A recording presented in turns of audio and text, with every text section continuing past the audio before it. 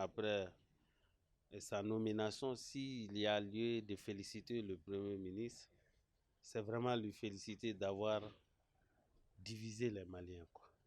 Lui féliciter par rapport à ça, parce qu'il a réussi à opposer les uns contre les autres, et ça, c'est à son actif. Et ceci étant, je crois que au niveau de l'Assemblée nationale, le Conseil national de transition, il avait eu à présenter son programme d'action du gouvernement, PAJ, qui tournait autour de 4 actes majeurs pour une durée d'exécution de 9 mois.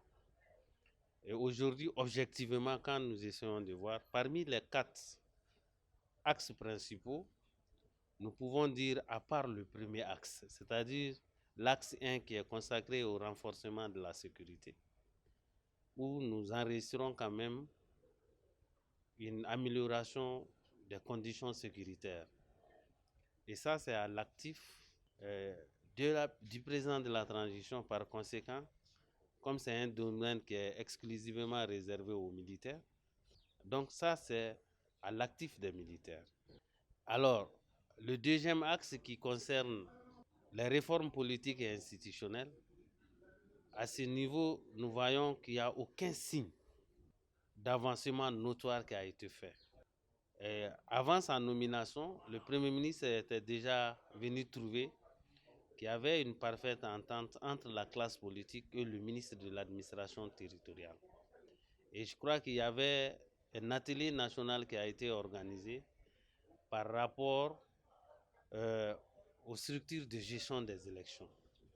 Et à ce niveau, il y avait eu un consensus qui s'est dégagé avec l'ensemble de la classe politique, où les uns et les autres se sont prononcés et arrivés à la conclusion qu'il fallait réduire le pouvoir du ministère de l'administration territoriale et renforcer le pouvoir de la CENI. C'était ça le deal, le consensus qui prévalait.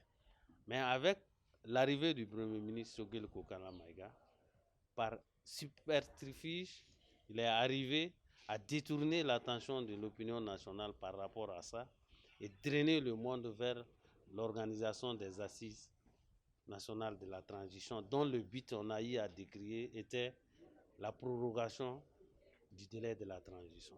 Je peux dire qu'il a touché un peu les 4 paramètres dont il a souligné. Donc maintenant, ce qui reste, donc, nous allons les suivre avec lui. À mon avis, CNT doit récompenser le Premier ministre Choguel, vu l'effort qu'il a fourni.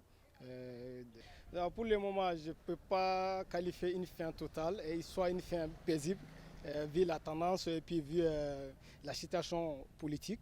Le temps nous dira ce qui reste. Effectivement, je lui fais entièrement confiance. Voilà pourquoi les mouvements populaires pour la patrie et la démocratie, ainsi que les mouvements Mali Espoir, s'est donné la main pour soutenir la transition en bonne et due forme. Pour moi, quand même, pour ma propre appréciation par rapport à son programme, bon, en réalité, son programme est bon pour le moment, parce que vraiment la façon dont le gouvernement a tendance vraiment à diriger vraiment le pays, je crois que pour le moment, c'est bon. À ce niveau, bon, moi, je me focalise particulièrement sur la situation sécuritaire du pays, en réalité parce que la majeure partie du peuple sortait pour déclarer vraiment que le gouvernement fasse en sorte qu'il y ait une sécurité. Bon, maintenant, avec Choguel et en collaboration avec les militaires, Dieu merci aujourd'hui, vraiment la sécurité, vraiment ils ont fait un grand pas concernant la sécurité en réalité. La sécurité du Mali, elle est différente de celle des autres sécurités parce que c'est une sécurité assez complexe. Il y a beaucoup d'autres politiques extérieures qui s'imposent ici au Mali. Bon, maintenant, il doit falloir que quand le gouvernement fait face à la sécurité, il doit faire face aussi à cette politique extérieure. Bon, raison pour laquelle tous les peuples doivent s'unir pour suivre le gouvernement afin que nous ayons l'intégrité territoriale, qui est la sécurité sur toute l'étendue du Mali. Bon, après ça, bon, les autres étapes là, ça va venir après.